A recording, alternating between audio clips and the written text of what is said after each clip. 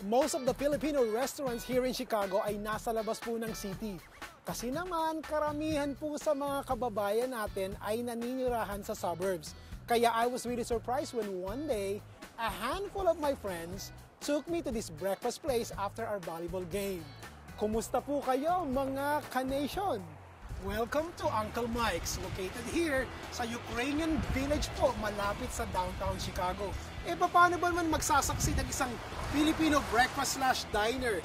Kung karamihan po sa kanilang mga customers who live in the neighborhood are non-Filipinos. Yan po ang aalamin natin. Paano ba naging matagumpay ang Uncle Mike's? Sino ba si Uncle Mike? Pasok tayo. Hello, tita. Hi, kumusta? Okay. Sino ba si Uncle Mike? Oh, Uncle Mike is my husband. He is a Polish-Ukrainian. Okay. Paano kayo nag-decide na maglagay ng Filipino breakfast sa menu niya? Marami kasi mga bata na they eat here with their boyfriends, mixed marriages, and they said, oh, I wish we would have some Filipino breakfast here like my mom used to make. I said, what is that? And they said, tocino, longanisa, and so we decided to add it in. And you know, by the time you know it, we're infiltrated with both Filipino and American dito sa restaurant ngayon, so which is nice. I want longanisa, tocino, bangus, spam, steak. Are you sure you're gonna eat it all?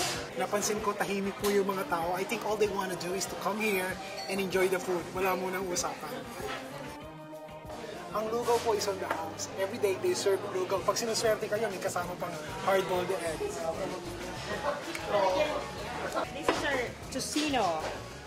And it comes with garlic rice, eggs, and ginatang. And the sausawan. Alright. Talagang mas preferred ko ang kamatis, ang sausawan kaysa sa suka pagdating sa tocino. I wonder how the non-Filipino customers eat this super red na cured pork. Kasi nakakatawa kung tingin mo ang pula-pula pero they like it. I heard na ito talaga isa ito sa mga pinaka-popular breakfast dish na ino-order ng mga non-Filipino customers dito. This is our quite famous bangus, the big one. Wow, parang ang lakas mo kumain. Parang your second place. Thank you. Ang gusto ko talaga sa bangus, yung gitna, yung taba sa gitna, kasi walang tinik. Pero, what else is there for you to complain about? Dahil wala naman talagang tinik, boneless, di ba? But here's one good tip for you. Kung gusto niyo pong gumawa ng boneless bangus at wala kayong time para mag-marinate overnight, you can always use those sinigang mix and sprinkle it on top pagkatapos i-fry nyo. Ran, this is our longanisa. And the famous spam from Hawaii. Alam nyo, parang sa isang order, this is actually good for one person. Kasi 3 longganisa, 2 itlog, makahalos 2 cups ng garlic fried rice. Paano nyo mo mauubos yun? Okay, I'm gonna push this on the side because I know I have one more dish to taste. Okay, this is our skirt steak. Compared siya sa parang siyang tapa sa Pilipinas. Kung sa Korea, meron po silang Korean bulgogi. Sa Latin America, meron po silang carne asada. Tayo may tapa naman. O sa Uncle Mike's, meron silang skirt steak.